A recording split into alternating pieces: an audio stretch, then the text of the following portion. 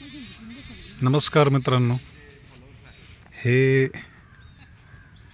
एरवी काटेरी, कदाचित काहींना बिनकामाचं वाटणारं हे सुंदर आणि विलोभनीय दृश्य असणारं हे बाभळीचं झाड या सगळ्या प्रांगणात, या प्रांगणाची शोभा वाढवतंय असं म्हणूच शकतो आपण.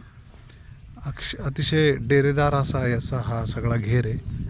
आणि हे बघा, याच्या खाली जर आलं तर याचा दाटपणा काही ठिकाणी किती तो दिसू शकेल तुम्हाला. बाहेरून जेव्हा बघतो याचं सौंदर्य जितकं विलोभनीय दिसतं तितकंच आतमध्ये याचा हा राकटपणाही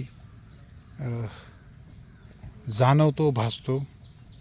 याच्या सगळ्या परिघातला हा पक्ष्यांना आधार देणारा असा एक वृक्ष आहे बाभूळ. तर या बाभळीच्या वेगवेगळ्या छटा आहेत. उन्हाळ्यातली राकटपणाची छटा जितकी दाहकता दाखवते, तितकीच ही पावसाळ्यातली फुलं आलेली एक सुंदरताही बाभळीची हे दिसते आपल्याला. सो मनात झाड लावा, जमिनीत झाड लावा, जगण्याचा आनंद घ्या. धन्यवाद. जय हरी.